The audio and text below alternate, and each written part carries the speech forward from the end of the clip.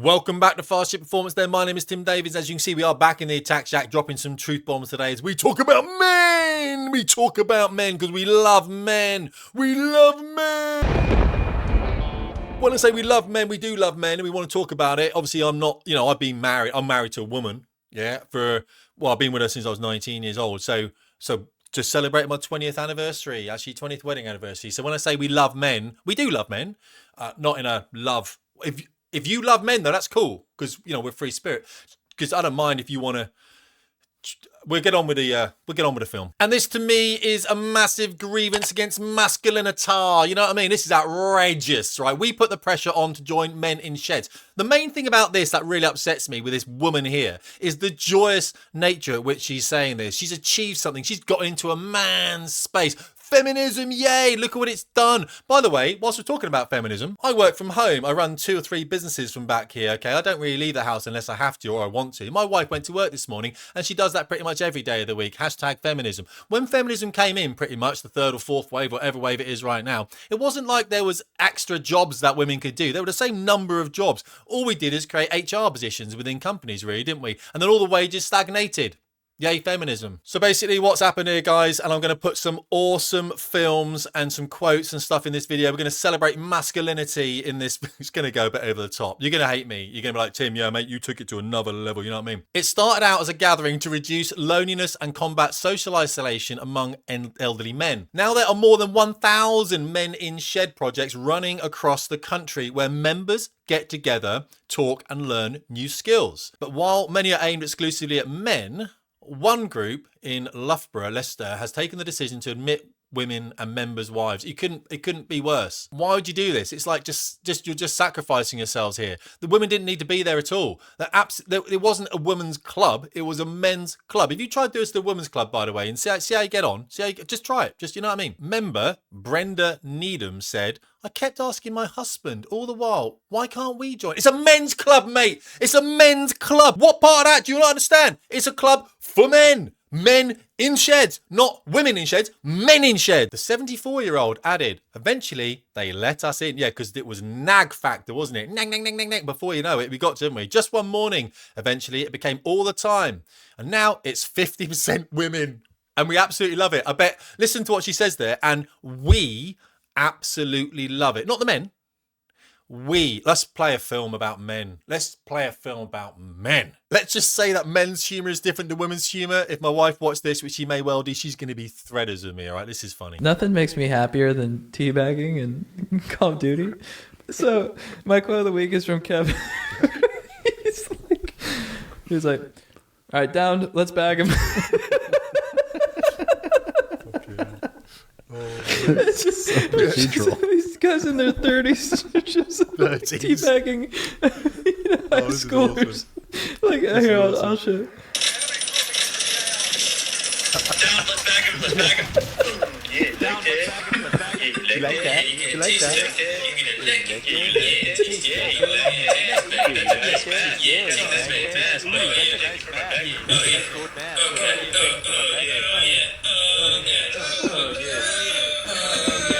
His wife is like in the same room. I'm gonna shoot him in the dick. I'm gonna shoot him in the dick.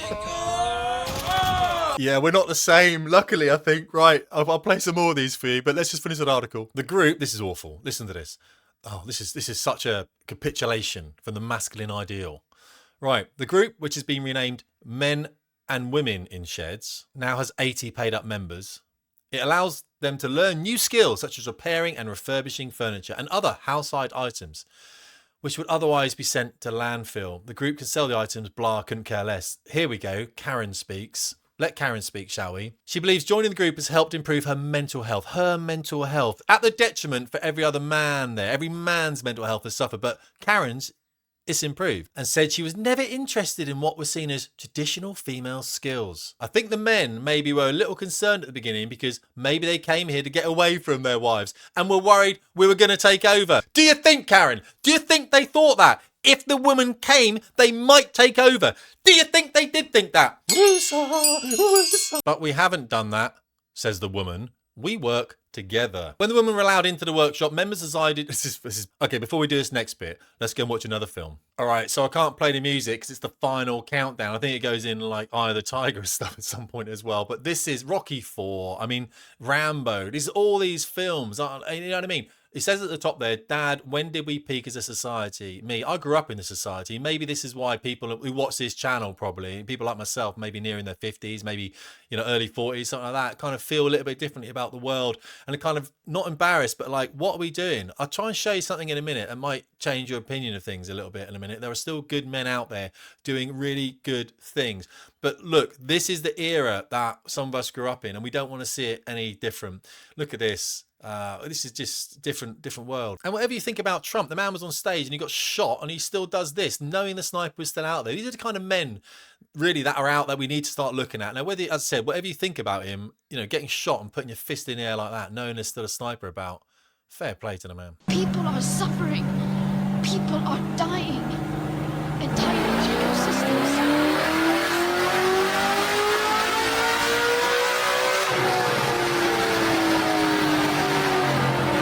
Ground News have decided to sponsor this video. They are good people, and when they said, can I sponsor you, Tim, I was like, hell to the yes, because I used their product already, and I said, what's going to be a great deal for me is going to be a great deal for you guys as well. 40% off the Vantage plan, top tier plan. Let's head over there now. So what Ground News does, it brings all these news articles in from across the political spectrum. It looks at the biases on them as well. So if I was to scroll to this article here, which is about the UK economy expanding by 0.5% in February, higher than expected, and I clicked on it, we can see straight away that there's 16 news sources that have reported on it. It is a leaning left. Why? Because we've got a left-wing government, haven't we? So maybe the right aren't reporting on it too much.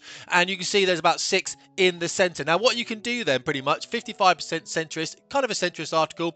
You can then have a read, have a bit of a summary here if you want to, and then you can go and pick your favourite paper down here anywhere you want, and you can click on that link. It then takes you across to that paper, and if you can see at the very top, you've also got a taskbar on Chrome that also helps you see what is going on. You have a read of it if you want. There you go, to all kinds of different papers. And you can also look at the factuality of it. How factual are these things that are coming out? And also, who owns those papers, right? So you know when you're being kind of like hoodwinked. Ground News is the only way that I get unbiased news. And the offer today is 40% off the Vantage plan. It's a good plan. I use it myself, about £7 a month, guys. Get after it. Let's finish it off, shall we? And I just want to finish with some masculine content for you as well. When the women were allowed into the workshop, members decided to keep a quiet room with a model railway display in it just for men. This happens in a lot of households where people talk about man caves and things like this.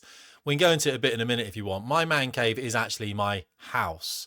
I don't have a man cave. It's my house. I pay for it with my wife and I live in the house. Andrew McNerney, 70, admitted there was initially some resistance to becoming a mixed group. He said there was apprehension, but in all honesty, it's turned out well. He's not going to say it isn't, is he? We, the men, escape now and again to the quiet room and have a chat and weigh things up. Basically cry about what they've done. Weakness is what it is. Weakness. But he added, it's a lovely atmosphere and it's been good. As it bollocks. As it absolute bollocks. Let's talk about weak men, shall we? Because this is not weak men. These are British men that have joined the military to defend the land that they live in, that their families live in, that they're proud of. When I joined the military, it was very much like this. And the Royal Air Force decided in its infinite wisdom it was going to try and drive women and minorities in. In fact, that started happening in about 2018 as it came down from the Cabinet Office through the Ministry of Defence into our military through weak leaders who accepted it, and it ended up looking like this. As I said, absolute weak, toxic leadership at the top, and they just really wanted to drive diversity, and so much so that what actually happened is, as you know, of course, I've spoken about it before, the Royal Air Force actively discriminated against white men on entry to promote diversity within the service and accelerated women and minorities ahead of white men. Let's not get all weird about it, because the Royal Navy have started doing the same thing. If you look at this poster here, and this is actually, there's more to this than we realise. Let's just get it up a little bit bigger. So if we look around this picture then, what's actually missing is a white man. Pretty much they're saying that's a white man at the top there. I don't particularly think that is. And then what we're actually looking at as well is the ranks here. So we're looking from the left all the way around. We've got a woman, a black lady, someone that looks a bit Asian at the top there. Then we've got a black guy, then we've got another black guy, and we've got a woman at the front. If you look at the ranks and the disparity of ranks there, you're going to make people, basically you're going to make the men in what I would say were lower ranks. Excuse the pastor there. I'm not talking about the pastor when I say this, of course, because they tend to be rankless. But you've got guys just coming into the Navy there as the black man and the black woman, and you're at the back there with the Asian guy or whatever. You've got basically a guy as well who's in one of the ranks, and then the women at the front, of course, are commissioned. They're looks like they're commissioned in the women at the front there. I don't believe is commissioned, but the woman has got a commission on the left hand side here. So what we're kind of saying is that the women are all powerful. They're front and center, and then everyone else, every other man, is behind them. That's how I'm seeing that as well. Of course, arguably, you're never going to get it right, and that's why you shouldn't do it, because guys like me are going to come and capitalize on this, and we're going to prove the errors of your ways. That's why you shouldn't have this. You should look at equality throughout. You shouldn't actually prioritize anyone. Let's just finish off. I'll leave you this quote and a couple of pictures. So this is obviously Jack London. He was an American novelist, I believe, back in the 1900s, very early 1900s. And he said, "I would rather be ashes than dust. I would rather that my spark should burn out in a brilliant blaze than it should be stifled by dry rot. I would rather be a superb meteor, every atom of me in magnificent glow, than a sleepy and permanent planet. The function of a man is to live, not to exist. I shall not waste my days in trying to prolong them. I shall use my time." Now, that's a very interesting thing to me, because I feel exactly the same way. And when I had to explain to my wife whilst I wanted to go motorcycling, I said to her, look, I'm dying. I'm dying. Literally, I'm just dying going downhill here. I need something to be more in me, more life in me, even if it leads to death. And I said, look, she said, where are we going to go when you get your motorcycle? I said, we're not going anywhere. I said, I'm going somewhere on the motorcycle. That's me on my adventure. Look at it as a horse with my sword, whatever it might be. However, if you want to meet me out there, fine, you can do that. But the journey is mine and mine alone. I don't think many men appreciate that in the same way that maybe I do, or the men in my school do. My prayer is that when I die, all of hell rejoices that I am out of the fight. That's the kind of life that you want to be leading. You know how I feel about anonymous people online. If you're anonymous online and we have an altercation or something and you're bad-mouthed, I just block you. I don't care who you are.